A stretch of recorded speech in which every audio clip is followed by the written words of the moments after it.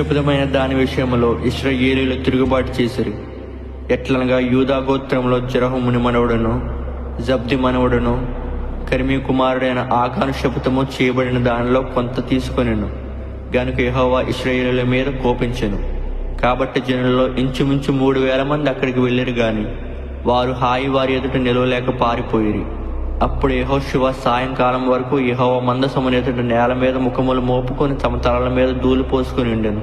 అప్పుడు యెహోవా యెహోషువతో ఇట్లనెను, లెమ్ము, నీవేళ ఇక్కడ ముఖము నేల మోపుకుందువు. ఇశ్రాయేలీయులు పాపము చేసి ఉన్నారు. నేను వారితో చేసిన నిబంధనను వారు మీరి ఉన్నారు. శపితమైన దాని కొంత తీసుకొని దొంగిలి బొంకి తమ సామానులో దాచుకొని ఉన్నారు.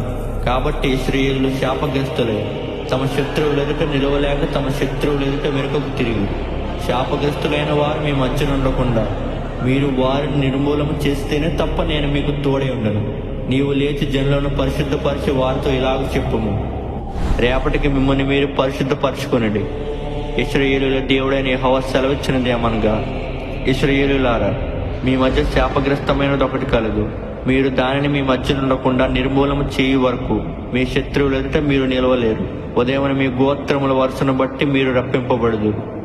అప్పుడు యెహోవా ఏ గోత్రమును సూచించును అది వంశముల ప్రకారము దగ్గరకు రావలను.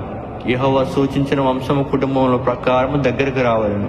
యెహోవా సూచించు కుటుంబముల పురుషుల ప్రకారము దగ్గరకు రావలను.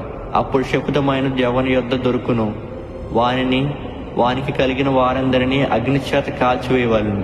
ఏలయనగా వాడు యెహోవా నిబంధనను మీరి ఇశ్రాయేలులో దుష్కార్యము చేసిన వాడు అనెను.